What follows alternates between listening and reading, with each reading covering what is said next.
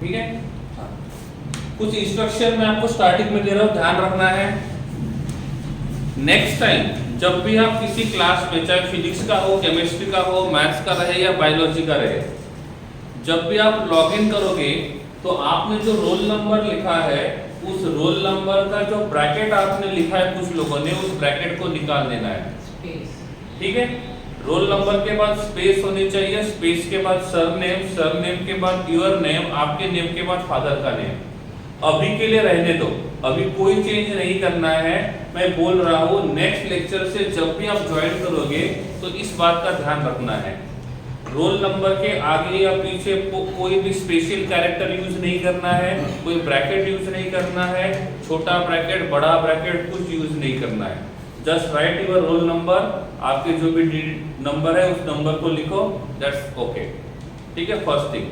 Second thing, जब भी जैसे फिजिक्स के क्लास में तो आपको सर ने बोल ही दिया होगा, फिर भी एक बार बोलता हूँ मैं कि टीचिंग जो है वो टू वे होनी चाहिए। और जब टू वे टीचिंग का मतलब होता है जब हम यहाँ से कुछ बोलेंगे तो एक्सपेक्ट करेंगे कि आपके साइड से रिप्लाई हमको मिले। जरूरी नहीं है कि हमने जिस क्वेश्चन का आंसर पूछा है, आपने जो आंसर दिया है वो हमेशा सही हो, इट मे बी रॉन्ग। और जब हमको ऐसा लगेगा कि कुछ बच्चों का आंसर रॉन्ग आ रहा है तो हम ये भी ढूंढने की कोशिश करेंगे कि इतने सारे बच्चों का आंसर रॉन्ग क्यों हुआ है। तो ये बात समझने के लिए आपको अपना रिस्पांस देना होगा। जब तक आप अपना रिस्पांस नहीं दोगे तब तक हमें कैसे पता चलेगा कि आपको वो समझा है कि नहीं समझा है। if किसी बात में दिक्कत आ रही है, समझ में नहीं आ रहा है, ऑडियो क्लियरिटी प्रॉब्लम है, वीडियो क्लियरिटी, जो भी कोई इशू है, कंसेप्ट में दिक्कत आ रही है, आपका आंसर कुछ और आया है, आपने इस प्रकार से सोचा इसलिए आपका आंसर ये मिला है, व्हाटएवर विल बी, जो भी कुछ होगा आपको फ्रैंकली चैट बॉक्स में लिख देना है। क्योंकि जब तक आप खुद बात करने की कोशिश नहीं करोगे चैट बॉक्स में, तब तक आपके डाउट्स जो रहेंगे वो सॉल्व करना डिफिकल्ट रहेगा और एक बॉन्डिंग रहेगी वो नहीं बन पाएगी। तो अच्छी टीचिंग होने के लिए आप 10th तक क्या पढ़े, कैसे पढ़े वो इम्पोर्टेंट नहीं है, क्योंकि 10th स्टैंडर्ड को 11th 12th के साथ कंपेयर मत करो, both are different. So don't compare standard 10 with 11 and 12। क्या पढ़े, कैसे पढ़े, मेथड कौन सी थी सब भूल जाओ, नॉलेज है उसको लेके आओ बस। ठीक है, जो 10th में पढ़े थे उस नॉलेज को लेके आओ यहाँ से, उसको यूज करेंगे और यहाँ से हम लोग आप आगे बढ़ेंगे। ठीक है, क्लियर है? ओके। आफ्टर दैट जब भी मैं हम यहाँ से कुछ बोलेंगे आपको पार्टिसिपेट करना है, पार्टिसिपेट करोगे, दैट विल बी गुड। ठीक है, एक बॉन्डिंग बनेगी और बॉन्डिंग बनेगी तो मुझे भी समझाना इजी हो जाएगा और आप लोगों को भी समझना जो रहेगा वो इजी हो जाएगा। ठीक है, तो ध्यान रखना है इन सभी बातों का। बेवजह की चैटिंग नहीं करनी है, बेवजह की चैटिंग नहीं करनी है। बिना काम की बातें करते हुए कोई भी दिख गया, अनवांटेड चैटिंग करते हुए दिखा, अनवांटेड कमेंट करते हुए दिखा, तो उसको कंप्लीटली यहाँ से रिमूव किया जाएगा। अब वापस कैसे आना है वो खुद देख लेगा। ठीक है, हम यहाँ से खुद उसको आने नहीं देंगे। सेकंड थिंग, मतलब नेक्स्ट थिंग जो हम इम्पोर्टेंट है, जो टाइम दिया है उस टाइम पे आपको आ जाना है। 1-2 मिनट आगे पीछे हो सकते हैं, लेकिन 5 या 10 मिनट आगे पीछे नहीं हो सकते। लेट एंट्री वाले को हम यहाँ से एंट्री नहीं देंगे, तो टाइम पे आ जाना है। ऐसा नहीं कि चलो अभी तो फिजिक्स का लेक्चर खत्म हुआ है, केमिस्ट्री के लेक्चर में थोड़ा चाय नाश्ता करके जाते हैं, ऐसा नहीं चलेगा। चाय नाश्ता बाद में भी कर सकते हो, ठीक है, लेकिन टाइम पे आना है। जो टाइम दिया है उस टाइम पे आपको आना है। क्लियर है? ओके। तो ये थे कुछ basic instruction. After that next thing is that board exam क्या होगा, नीट का एग्जाम क्या होगा, बी वालों के लिए, ए वालों के लिए जेडब्ल्यू का एग्जाम क्या होगा, वो सभी इंफॉर्मेशन आपको मिल गई है। थोड़ी देर पहले सर ने गुजकेट वो सब कुछ बताया था। ठीक है, तो बोर्ड एग्जाम, गुजकेट, जेडब्ल्यू, नीट सभी इंफॉर्मेशन आपके पास है, तो उतना अब मैं फिर से रिपीट नहीं करूंगा। ठीक है, डायरेक्टली मैं टॉपिक की तरफ आता हूँ और अब हम डायरेक्टली अपने केमिस्ट्री की तरफ जाते हैं। ठीक है, अब 11th स्टैंडर्ड और 12th स्टैंडर्ड, मतलब आप जो है यहाँ पे 2 साल के लिए है और 2 इयर्स, और इस 2 ईयर में पहला जो साल रहेगा first year and this will be second year. उम्मीद करते हैं कि ये जल्दी से जल्दी ऑफलाइन हो जाए। ठीक है, हाँ, फर्स्ट ईयर जो रहेगा वो यहाँ पे हम 11th स्टैंडर्ड के हिसाब से देखेंगे और सेकंड ईयर जो रहेगा वो हम लोग 12th स्टैंडर्ड के हिसाब से देखेंगे, ठीक है। अब 11th और 10th और 11th 12th और 10 को मैं इस साइड में लिखता हूँ, ठीक है। पहले हम लोग कंपैरिजन देख लेते हैं। इन दोनों को मैंने एक साथ लिखा है, इसको अलग लिखा है। अलग रखने का रीजन बताता हूँ मैं। यहाँ पे आपका सिलेबस लिमिटेड था, एक टेक्स्ट बुक या दो टेक्स्ट बुक में फिजिक्स भी आ गया, केमिस्ट्री भी आ गया, मैथ्स भी आ गया, सॉरी बायोलॉजी भी आ गया। यहाँ पे फिजिक्स अलग हो गया, केमिस्ट्री अलग हो गया, बायोलॉजी अलग हो गया। इसमें आपने क्या किया था, जो भी डेफिनेशन आपके पास थे 2 मार्क के लिए डेफिनेशन को लर्न कर लिया, डेफिनेशन एग्जाम में लिख दिया, आपको मार्क्स मिल जाएगा। यहाँ पे ऐसा नहीं होगा। सपोज सिंपल सी बात करते हैं, एक एग्जांपल लेके एक एसिड नाम का कंसेप्ट देखते हैं, ठीक है। अब जिन लोगों को एसिड का डेफिनेशन पता है वो हैंड रेज करेंगे। आपके चैटिंग में एक ऑप्शन आता है हैंड रेज का, तो जिन लोगों को एसिड का मतलब पता है, एसिड का डेफिनेशन पता है, वो हैंड रेज करेंगे। देखते हैं कितने लोग हैंड रेज कर रहे हैं। Those who know about the acid, what is acid and what is the meaning of acid, what is the definition of acid, वो हैंड रेज कर सकते हैं। और आपका रिप्लाई क्विक रहेगा तो यहाँ से हमको जज करना भी इजी रहेगा। हम वेट नहीं करेंगे 2 या 3 मिनट कि कितने लोगों ने हैंड रेज किया। अब यहाँ पे 76 लोग हैं और उनमें से 14 लोगों ने हैंड रेज किया है। इसका मतलब 76 में से ओनली 14 लोगों को पता है। मतलब क्या है वो नहीं, I am just asking you, जिनको भी एसिड का मतलब पता है वो हैंड रेज करेंगे। बस डेफिनेशन पता है वो हैंड रेज करेंगे। क्या होता है, कैसे होता है, वो बाद में देखेंगे। बस जिनको मतलब पता है, ठीक है। उम्मीद करता हूँ मिनिमम 50% लोग ऐसे होंगे जिनको पता होना चाहिए, लेकिन अभी तक ऐसा नहीं हुआ है। 30 तक ही पहुंचा है, ठीक है, ओके। बहुत सारे लोगों के आंसर तो चैट बॉक्स में भी आ रहे हैं, that is good, okay. Hand raise करने के लिए बोला है, थप्पड़ मारने के लिए नहीं, ठीक है, हाँ, ओके, हाँ। तो हैंड रेज का और थप्पड़ मारने का दोनों का सिंबल अलग अलग है, ओके। चलिए आगे बढ़ते हैं, ठीक है। अब जब आप 10th स्टैंडर्ड में थे तो आपको बताया होगा आपके टीचर में, इसका डेफिनेशन आपको पूछा जाएगा 2 मार्क्स के लिए। इसका डेफिनेशन आपको पूछा जाएगा 2 मार्क्स के लिए। ये डेफिनेशन याद कर लो, 2 मार्क में पूछेंगे तो एज इट इज लिखना है। ये हुई बात 10th स्टैंडर्ड वाली, ठीक है। 11th और 12th में क्या होगा वो बताता हूँ। 11th और 12th में क्या होगा, यहाँ पे 1 2 3 4 5 6 एग्जाम्पल दिए हैं, 6 एग्जाम्पल दिए हैं और ये पूछा है इनमें से कितने एसिड है और कितने बेस है वो पता करो। अब देखो, जिन लोगों ने एसिड का कंसेप्ट समझा था, जिनको पता है कि एसिड क्या होता है, वो ये इजीली आइडेंटिफाई कर लेगा कि इनमें से कौन सा एसिड हो सकता है और कौन सा बेस हो सकता है, ठीक है। ये आइडेंटिफाई कर सकता है कि वो एसिड और बेस क्या रहेगा। जिन लोगों ने कुछ समझा नहीं था, 2 मार्क के हिसाब से एसिड का डेफिनेशन लर्न किया था, उनको एसिड का डेफिनेशन तो पता है लेकिन वो डिस्टिंग्विश नहीं कर पाएंगे। हाँ, वो एग्जांपल उनके जान पहचान का रहेगा तो आइडेंटिफाई करेंगे।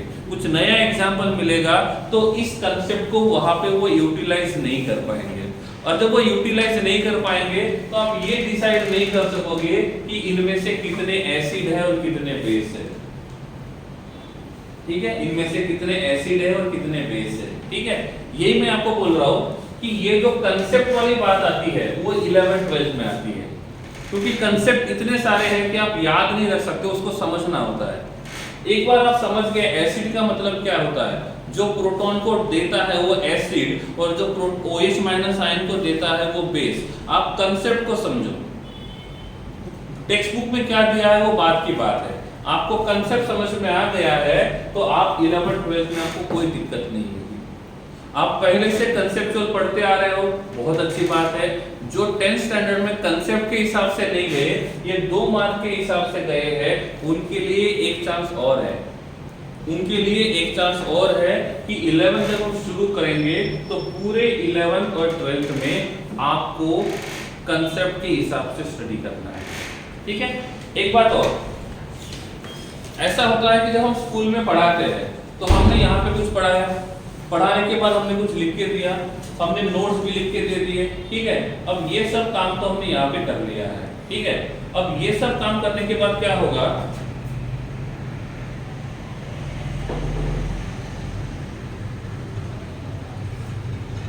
ठीक है, हाँ ठीक है, कि हम यहाँ से जो भी कुछ कंसेप्ट पढ़ाएंगे उसको शॉर्ट में लिखना होगा आपको, ठीक है। और जितना हम करवा के देंगे घर जाके एक बार उसको रीड कर लेना, वो कंसेप्ट जो रहेगा वो स्ट्रॉन्ग हो जाएगा। हमने एसिड का कंसेप्ट पढ़ा है तो घर जाने के बाद एक बार देखना है कि सर ने एसिड का मतलब क्या बताया था, एक एग्जांपल खुद लेके देखना है कि क्या ये एसिड होगा कि नहीं होगा, होगा तो क्यों होगा और नहीं होगा तो क्यों नहीं होगा, ठीक है। तो इस प्रकार से हमको 11th और 12th में कंसेप्चुअल स्टडी के हिसाब से जाना है, कंसेप्ट देखना है, कंसेप्ट को समझना है, और कंसेप्ट को समझोगे तो ही क्वेश्चन सॉल्व होंगे, तो ही क्वेश्चन सॉल्व होंगे, ठीक है। बोर्ड का एग्जाम देने के लिए पता है 50% सब्जेक्टिव होते हैं। देखो JEE ऑब्जेक्टिव, नीट ऑब्जेक्टिव, गुडसेट ऑब्जेक्टिव, बिटसेट ऑब्जेक्टिव, तो जितने भी आप एग्जाम देखोगे सभी के सभी ऑब्जेक्टिव है। आप बोलोगे सर ये कंसेप्ट तो ऑब्जेक्टिव के काम में आता है ना, कोई बात नहीं, लेकिन आप जब बोर्ड का एग्जाम लेने जाओगे, जब आप बोर्ड का एग्जाम लेने जाओगे तो बोर्ड में से 50% वेटेज जो है वो एमसीक्यू का ही होता है, और 50% वेटेज जो रहेगा वो सब्जेक्टिव का रहेगा।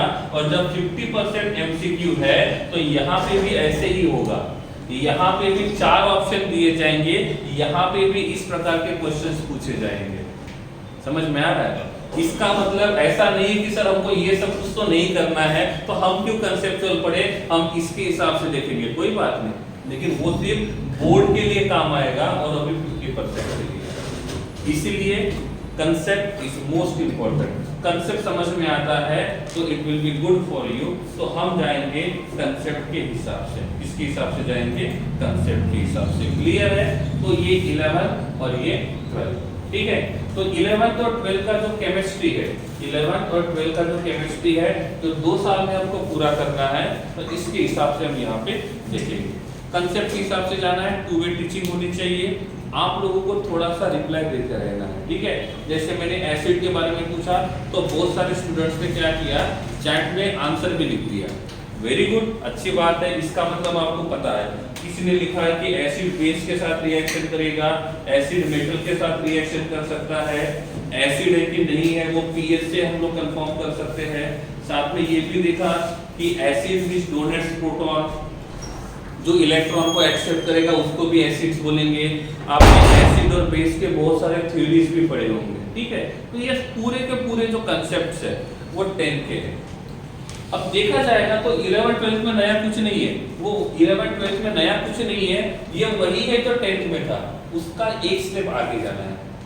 और जब एक स्टेप हमको आगे जाना है तो क्या करना पड़ेगा, जो हमारा पिछला जो स्टेप होता है इस स्टेप को थोड़ा स्ट्रॉन्ग करना होगा।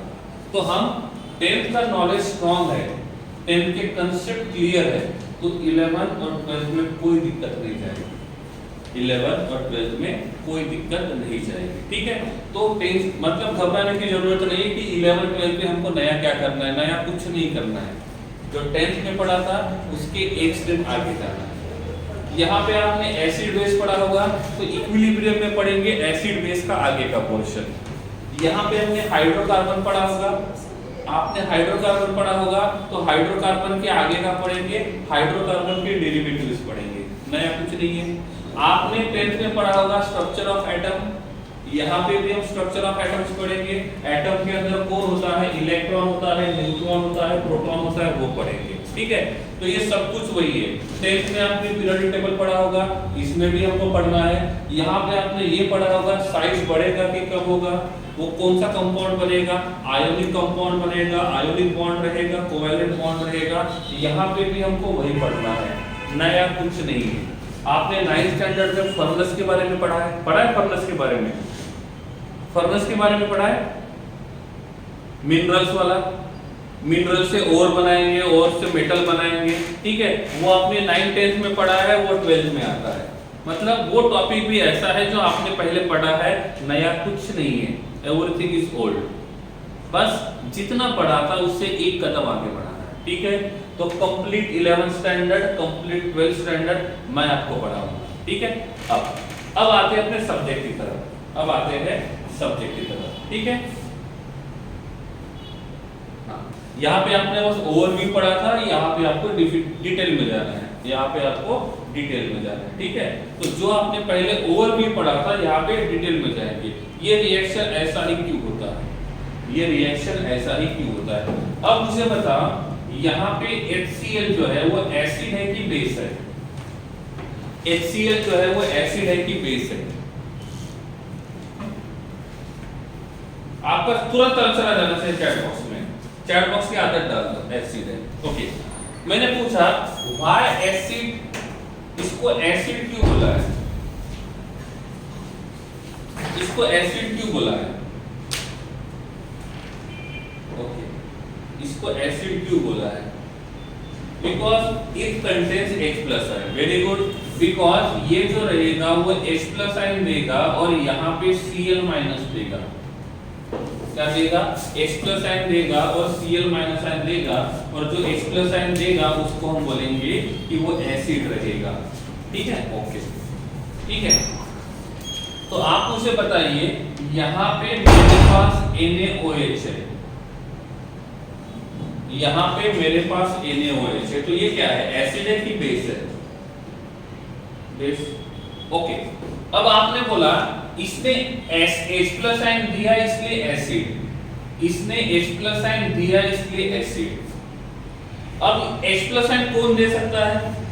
H+ आयन कौन दे सकता है? H+ आयन तो वही देगा ना जिसके पास एसिड होगा। तो which substance can donate acid, which substance can donate H+ ion? The substance which having H+ ion. मैंने बोला क्या यहाँ पे कैल्शियम ऑक्साइड एसिड है? ये एसिड है बेस है? ये एसिड है बेस है?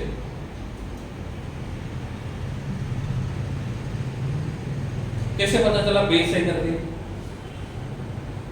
कैसे पता चला? आपने तो बोला था एसिड का मतलब वो होता है जो H+ आयन देगा, और बेस का मतलब होता है जो OH- आयन देगा। इसके पास तो एसिड भी नहीं है, उसके पास बेस भी नहीं है, इसके पास H+ आयन भी नहीं है, इसके पास OH- आयन भी नहीं है। तो आपने कैसे पता लगा लिया कि यहाँ पे ये एसिड रहेगा कि बेस रहेगा? ठीक है, मैंने यहाँ पे पूछा कार्बन मोनोऑक्साइड एसिड है कि बेस है? मैंने पूछा कार्बन मोनोऑक्साइड एसिड है कि बेस है? मैंने ये पूछा ये एसिड है कि बेस है, कैसे पता लगेगा? ठीक है, ऐसे। तो ऐसे कुछ क्वेश्चंस होते हैं जिनके आंसर्स हमको नहीं मिल पाते। अब यहाँ पे मैंने HCl लिखा तो आपने बोल दिया कि एसिड है क्योंकि ये H+ आयन देगा, ओके। अब ये बेस है, क्या ये H+ आयन दे सकता है? क्या ये H+ आयन दे सकता है? ये सब पॉसिबिलिटी पूछ रहा हूं मैं। क्या ये H+ आयन दे सकता है? अरे एक हाइड्रोजन होगा तो ही देगा ना। और इफ ये H+ आयन देता है तो ये बनेगा NO- और यहाँ पे बनेगा H+।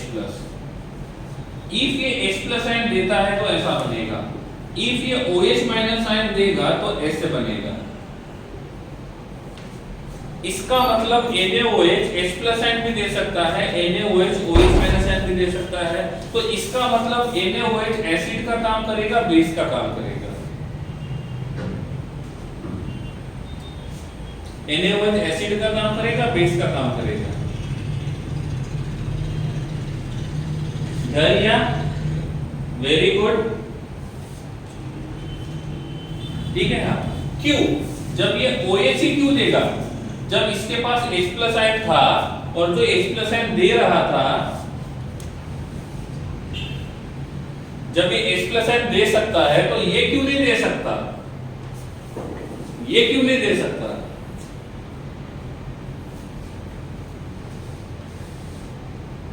Because quantity of OH is more than H+ ion? No, that's not correct answer. That's not correct answer. तो यही होता है कंसेप्ट। ये एसिड है तो ये क्यों नहीं? जब इसके पास हाइड्रोजन है, ये H+ आयन दे सकता है, तो इसके पास भी तो हाइड्रोजन है और ये भी तो H+ आयन दे सकता है, तो फिर इसको हम एसिड क्यों नहीं बोलेंगे? हमें कैसे पता कि ये OH ही देगा? हमें कैसे पता वो OH ही देगा? ठीक है, तो इन्हीं क्वेश्चन का आंसर हमको 11 और 12th में ढूंढना है। इन्हीं क्वेश्चन का आंसर हमको 11 और 12th में ढूंढना है। मैंने पूछा यहां पे मेरे पास है BOH/3, ये एसिड है कि बेस है? BOH/3 ये एसिड है कि बेस है? Yes, I will try. ये एसिड है कि बेस है?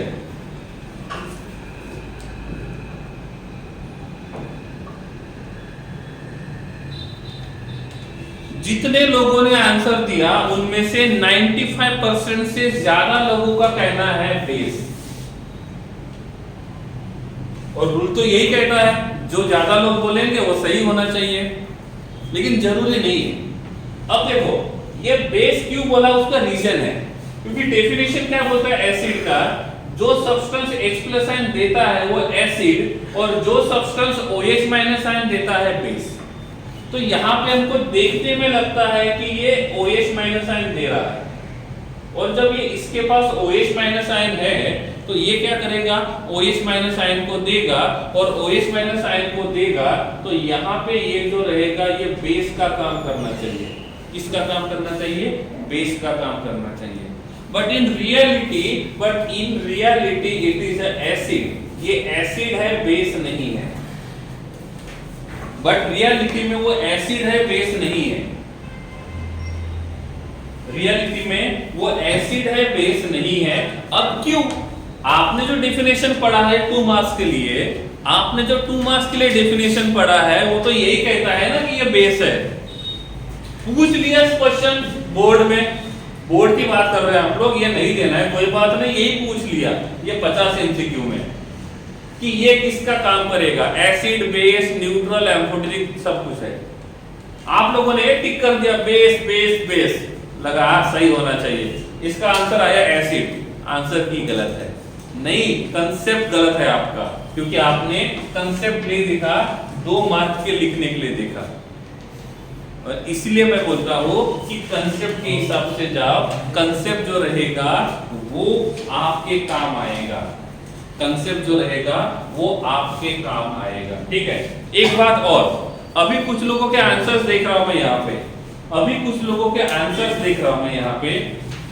कुछ लोग यहाँ पे क्वेश्चन देखते हैं, उस क्वेश्चन को कहीं बाजू वाले डिवाइस के ऊपर सर्च करते हैं, सर्च करके उस आंसर को कॉपी करके पेस्ट कर रहे हैं। ठीक है, हम इतने सालों से पढ़ाते आ रहे हैं, तो हमको पता है कि इंटरनेट के ऊपर किस क्वेश्चन का आंसर क्या मिलेगा, और आप लोग कौन सा क्लास पढ़ के आ रहे हो। समझ में आ रहा है?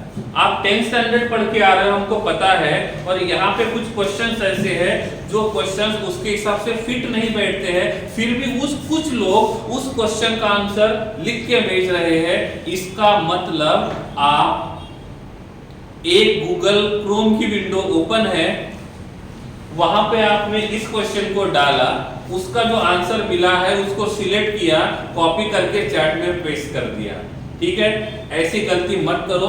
इसके बाद ऐसा होता है तो उनके नाम लेके बताऊंगा कि कौन है जिसने गूगल से कॉपी करके पेस्ट किया है। जो लोग है वो समझ जाओ, जो लोग ऐसे हैं वो समझ जाएंगे कि कौन ऐसा है जिसने ये काम किया है। आपका आंसर लिखने का तरीका यहां से बता देता है कि वो आंसर आपने खुद लिखा है या कैसे कॉपी करके पेस्ट किया है। ठीक है, ओके, ठीक है, चलिए आगे बढ़ते हैं। ठीक है, नई थ्योरी कुछ नहीं है, नई थ्योरी कुछ नहीं है, कंसेप्ट वही है जो आपने 10th में पढ़े हैं। ये बेस की जगह एसिड क्यों है, नया कंसेप्ट नहीं है, ये कंसेप्ट वही जो आपने 10th में पढ़ा था, लेकिन आपने कंसेप्ट को इसके हिसाब से देखा था, 2 मार्क्स के हिसाब से आपने कंसेप्ट को समझा नहीं था। That is the reason. ठीक है, ओके। आप मुझे बताओ, आपने एसिड और बेस के कितने थ्योरीज पढ़े थे? आपने एसिड और बेस के कितने थ्योरीज पढ़े थे अप टू 10th स्टैंडर्ड? और कौन से अप टू 10th स्टैंडर्ड आपने एसिड और बेस के कितने थ्योरीज पढ़े थे और कौन से?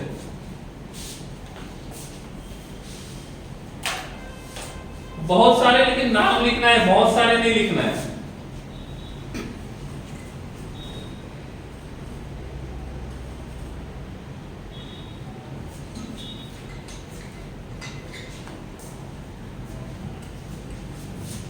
I'm asking about the theories related to acid and base. कौन से चैप्टर में है वो भी नहीं पढ़ा, मैंने आपको पूछा एसिड और बेस के कौन से थ्योरीज आपने पढ़े हैं। आपने जो बोला है ना HCl इज एसिड, किस थ्योरी के हिसाब से ये एसिड है? किस थ्योरी के हिसाब से एसिड है? हर बहुत सारे लोगों के आंसर्स आ रहे हैं और सबके आंसर्स उलट सुलट है। जो मुझे चाहिए वो एक का भी नहीं है, ठीक है, ओके। तो पहला जो थ्योरी आता है उसको बोलते हैं हम लोग अर्हेनियस थ्योरी। पहला जो थ्योरी आता है उसको बोलते हैं हम लोग अर्हेनियस थ्योरी, जो एसिड और बेस के बारे में बताता है। दूसरा जो थ्योरी आता है उसको बोलते हैं हम लोग ब्रोनस्टेड एंड लॉरी थ्योरी। सेकंड वाला जो थ्योरी आता है उसको हम बोलते हैं ब्रोनस्टेड एंड लॉरी थ्योरी। थर्ड वाला जो थ्योरी आता है उसको हम बोलते हैं लेविस थ्योरी। क्या बोलेंगे? Levi's theory. और लास्ट वाला जो थ्योरी है ना उसको हम बोलते हैं लक्स एंड फ्लड थ्योरी, ठीक है। तो ये होते हैं 4 थ्योरी जो हमको ये बताने का काम करते हैं वो एसिड रहेगा कि बेस रहेगा, और एसिड का मतलब क्या होता है और बेस का मतलब क्या होता है। अक्षर रॉबर्ट एंड बॉयल, ये कौन सा थ्योरी है? ये तो मैंने आज तक कभी देखा भी नहीं है, रॉबर्ट एंड बॉयल, ठीक है। तो एसिड और बेस के 4 थ्योरी है, Arrhenius, Bronsted and Lowry, Lewis and Lux and Flood. क्या इनमें से आपने किसी के नाम सुने हैं? कौन से नंबर का नाम आपने सुना है वो चैट बॉक्स में लिखो। इनमें से कौन से नंबर का आपने सुना है वो बताओ मुझे।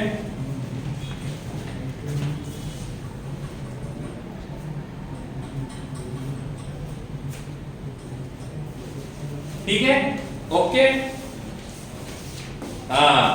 नॉट अ सिंगल नियति, नॉट अ सिंगल वन।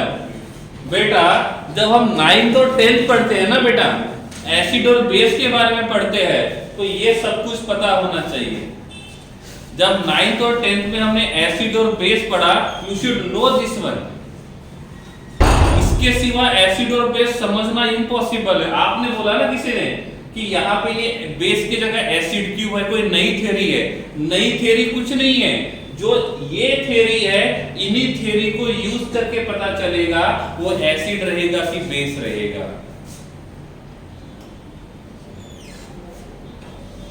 मुझे तो यही लगा था कि ये चार में से एटलीस्ट 2-3 थ्योरी तो आप पढ़ के आए हो, ऐसा मुझे लग रहा था, ठीक है। लेकिन आप लोग तो बोल रहे हो इनमें से कोई थ्योरी आपने नहीं पढ़ी है, तो आपने 10th और 9th में क्या पढ़ा फिर? हाँ, केमिस्ट्री इनके सिवा पॉसिबल नहीं है बेटा, इनके सिवा केमिस्ट्री पॉसिबल नहीं है। केमिस्ट्री पढ़ने के लिए ये आने चाहिए। Arrhenius theory, Bronsted and Lowry theory, Lewis theory and Lux and Flood theory, you must know, ठीक है। कोई बात नहीं, टेंशन नहीं लेंगे, आप मत लेना। ऐसा नहीं बोलूंगा मैं, टेंशन तो लेना ही होगा। ये फिर से पढ़ेंगे हम लोग, ठीक है। नहीं पढ़े आपने 9th में कोई बात नहीं, 10th में नहीं पढ़ा कोई बात नहीं, आगे जाएंगे Arrhenius, Bronsted and Lowry, Lewis, Lux and Flood, सभी थ्योरीज पढ़ेंगे, ठीक है। एग्जांपल के साथ पढ़ेंगे, कंसेप्ट के साथ पढ़ेंगे, 2 मार्क्स के साथ नहीं पढ़ेंगे, ठीक है। कंसेप्ट के हिसाब से जाएंगे, चारों थ्योरी पढ़ेंगे हम, ठीक है। अभी नहीं पढ़ा था तो उसका टेंशन फिलहाल मत लो, आगे मैं कंप्लीट करके दूंगा मैं, ठीक है। लेकिन जैसा मैं बोलता हूं आप वैसे करोगे तो अच्छे से होगा, नहीं तो मैं बोलूंगा कि 9 10 में पढ़ा था, अब नहीं पढ़ाऊंगा मैं। ठीक है, तो आपको अच्छे से ध्यान देना है, समझना है। ठीक है, ओके, नेक्स्ट। ठीक है, हाँ चलो, ये तो था थोड़ा सा इंट्रोडक्शन केमिस्ट्री का कि रियल में आपने यहां पे क्या किया, 9th और 10th में क्या किया, और यहां पे क्या करना है, यहां पे क्या करना है। ठीक है, हाँ, केमिस्ट्री को बोल, केमिस्ट्री में 11th 12th में जो आपने 9th और 10th पे थोड़ा बहुत पढ़ा था, आप तो बोल रहे हो कि पढ़ाई नहीं है, जैसे इसके लिए। ठीक है, तो वो सब कुछ हम इसमें देखेंगे। ठीक है, अब आपको एक क्वेश्चन पूछता हूं, आपको जो 9th और 10th में, 9th और 10th में आपने केमिस्ट्री के रिलेटेड जो भी वर्ड्स पढ़े हैं, आप चैट बॉक्स में लिखो आपको केमिस्ट्री के रिलेटेड कौन से वर्ड्स पता है, आपको केमिस्ट्री के रिलेटेड कौन से वर्ड्स पता है।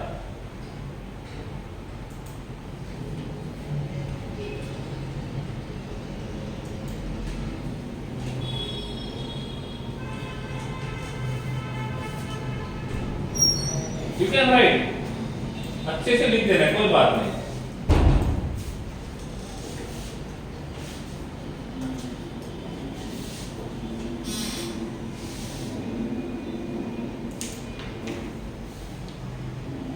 बहुत सारे लोग, वेरी गुड, चलो बहुत कुछ पता है, अरे वाह, वेरी गुड वेरी गुड।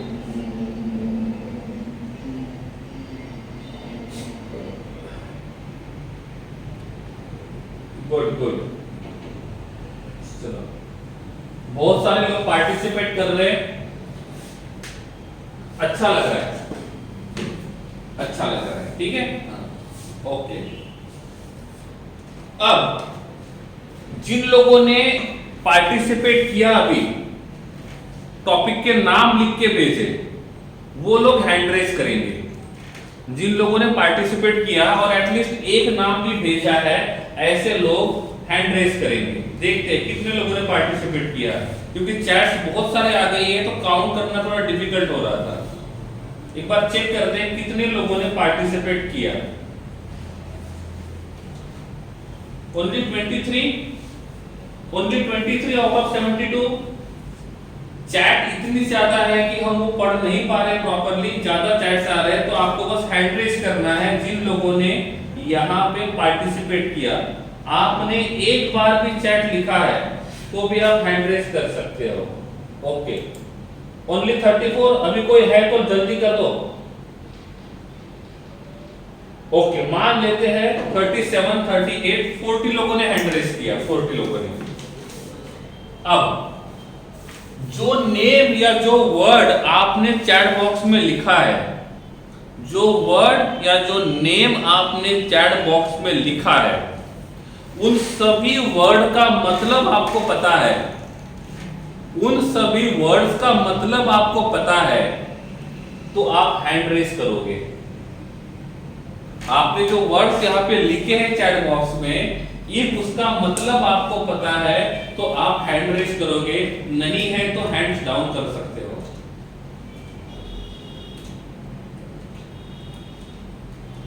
मेरे पास चैट है, चैट में आपने क्या लिखा हुआ है ये भी है, तो मैं आपको पूछ सकता हूं कि आपने ये वर्ड लिखा था, आप मुझे इसका मतलब बता दो, इसलिए मैं आपको पूछ रहा हूं। ऐसे कितने लोग हैं जिन्होंने चैट में जो वर्ड लिखा है उसका मतलब आपको पता है? जिनको पता है वही हैंड रेज करेंगे, अदर्स अपना हैंड्स डाउन कर सकते हो। ठीक है, 40 लोगों ने हैंड रेज किए थे। ठीक है, लास्ट चांस उन लोगों के लिए जो हैंड्स डाउन करना चाहते हैं। 15 लोग हैं जिनको ये पता है कि उन्होंने जो वर्ड लिखा हुआ है चैट बॉक्स में उनका मतलब उनको पता है।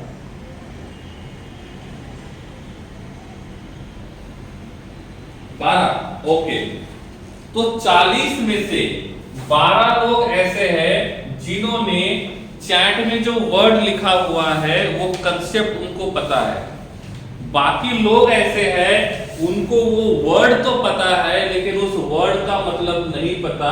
तो 28 लोग ऐसे हैं 40 में से जिन्होंने वर्ड तो लिख लिया, लेकिन उस वर्ड का मतलब क्या होता है, उस कंसेप्ट का मतलब क्या होता है वो नहीं पता। और वही हमको यहाँ पता करना है कि उस कंसेप्ट का मतलब क्या रहेगा, वही हमको यहाँ पता करना है इस कंसेप्ट का मतलब क्या होगा। ठीक है, चलिए आप मुझे बताइए आपको कितने एलिमेंट्स के नाम पता है, कितने एलिमेंट्स के नाम पता है? जिनको एलिमेंट्स, कितने एलिमेंट्स के नाम पता है चैट बॉक्स में लिखो।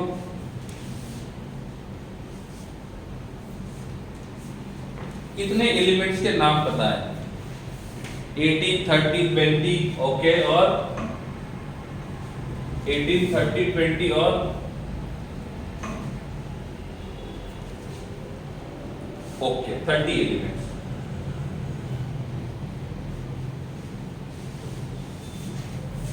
जिनको पहले 20 एलिमेंट्स के नाम और एटॉमिक नंबर पता है वो हैंड रेज करेंगे। जिनको पहले 20 एलिमेंट्स के नाम और एटॉमिक नंबर पता है वो हैंड रेज करेंगे। पहले 20 एलिमेंट्स, शुरुआत यहीं से करेंगे।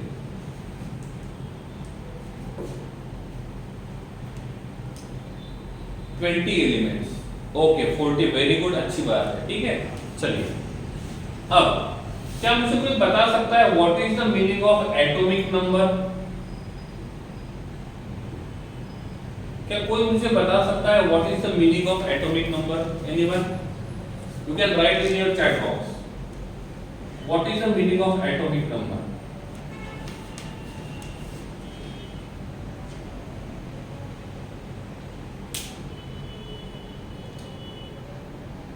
ओनली वन, एक ही चैट बॉक्स में लिखा है, बाकी किसी ने नहीं लिखा है।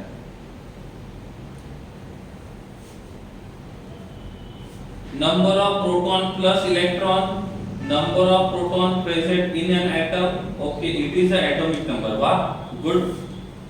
ठीक है, तो एटॉमिक नंबर जो होता है, इस एटॉमिक नंबर का जो सिंबल होता है, क्या होता है एटॉमिक नंबर का सिंबल? कोई बता सकता है? What is the symbol of atomic number? What is the symbol of atomic number? Z। तो एटॉमिक नंबर का जो सिंबल रहेगा वो Z रहेगा। एटॉमिक नंबर का मतलब होता है number of protons present in an atom. Number of protons present in an atom. तो जो भी कोई एटम है, उस एटम के पास, जैसे जो एटम होता है ना, एटम, उस एटम का एक होता है सेंटर, एक होता है सेंटर। ठीक है, सो दिस इज सेंटर। ठीक है, और बाजू में होते हैं शेल, बाजू में होते हैं शेल।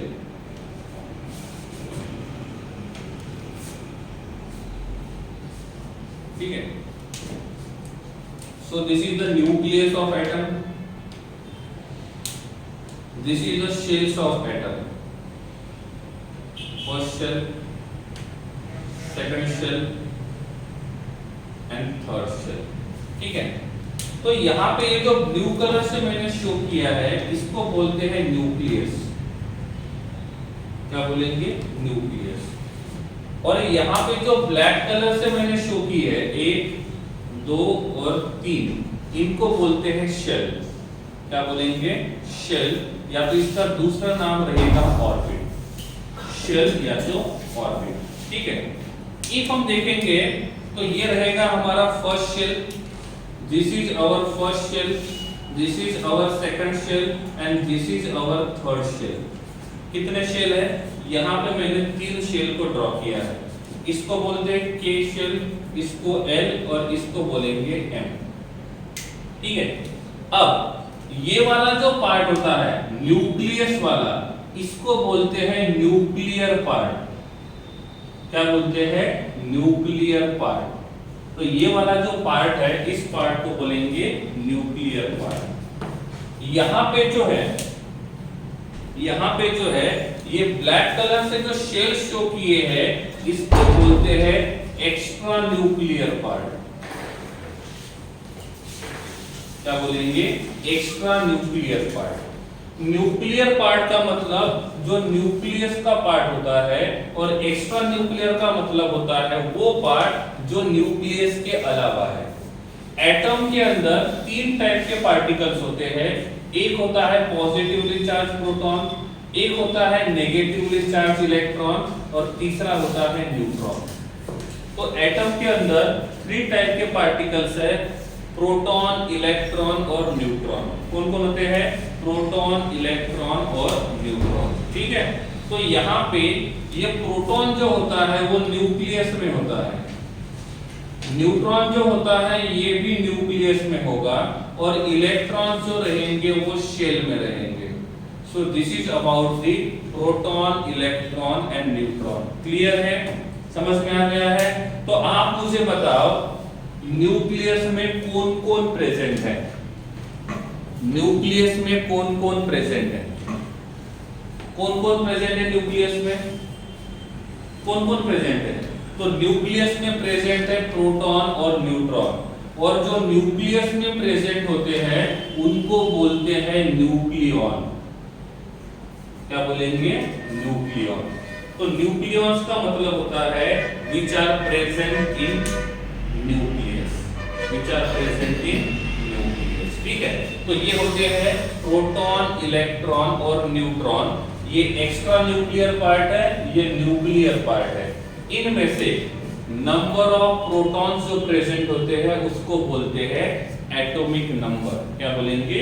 Atomic number. अब मुझे बताइए हाइड्रोजन, हेलियम, उसके बाद lithium, beryllium, boron, carbon, nitrogen, oxygen, fluorine, neon. समझ में आ गया? ओके। उसके बाद यहां पे आएगा sodium, magnesium, aluminium, silicon, phosphorus, sulphur, chlorine, argon, potassium and calcium. ये है पहले 20 elements. These are first 20 elements, और आपको क्या करना है? इनको याद रखना है, इनको समझना है। साथ में इनका एटॉमिक नंबर याद रखना है। हाइड्रोजन का एटॉमिक नंबर 1, 2, 3, 4, 5, 6, 7, 8, 9, 10, 11, 12, 13, 14, 15, 16, 17, 18, 19 और 20। तो आपको पहले 20 एलिमेंट्स का सिंबल, आपको पहले 20 एलिमेंट्स का सिंबल, साथ में उनका एटॉमिक नंबर याद रखना है। समझ गए? समझ गए? तो आपको पहले 20 एलिमेंट्स का हाइड्रोजन से लेकर कैल्शियम तक का सिंबल और एटॉमिक नंबर, दोनों बातें आपको याद रखनी है। ठीक है, इसी टॉपिक को कल कंटिन्यू करेंगे। आज के लिए इतना ही। इससे रिलेटेड मन में कोई भी डाउट्स है तो चैट बॉक्स में पूछ सकते हो। अदरवाइज आज का सेशन हम यहीं पे खत्म करते हैं, और इसी टॉपिक को हम कल पूरा करेंगे, कल कंटिन्यू करेंगे। Thank you so much.